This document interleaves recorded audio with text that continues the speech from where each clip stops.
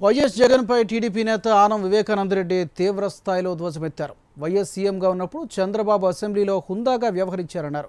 ఆ సీడీలు చూసి జగన్ రాజకీయ పాఠాలు నేర్చుకోవాలని సూచించారు. జగన్ రాజకీయ విలన్గా మారాడని, చివరకు కమేడియన్గా మిగులుతారని ఆనం వ్యాఖ్యానించారు. మరోవైపు కేంద్ర ప్రభుత్వంపైన వివేకానందరెడ్డి విమర్శలు చేశారు. కేంద్ర బడ్జెట్లో రాష్ట్రానికి ప్రధాని మోడీ అన్యాయం చేశారంటూ ఆవేదన వ్యక్తం చేశారు. బలం లేకపోయినా చంద్రబాబుని నో కాన్ఫిడెన్స్ మోషన్ పెట్టి దించేయాలని ప్రయత్నం ఏంటంటే నాకు కావాల్సిన కుర్చీని ఆయన కొట్టేశాడే అనేటటువంటి ఉక్రోషం. నోటికి వచ్చినట్లు మాట్లాడి అబాసు పాలు కావద్దు.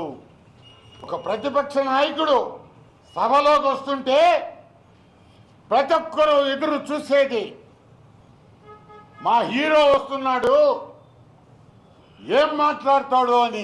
కానీ తిట్లు తినేదానిగా ఆయన్ని ప్రతిపక్ష నాయకుడిగా మనం చూస్తున్నాం.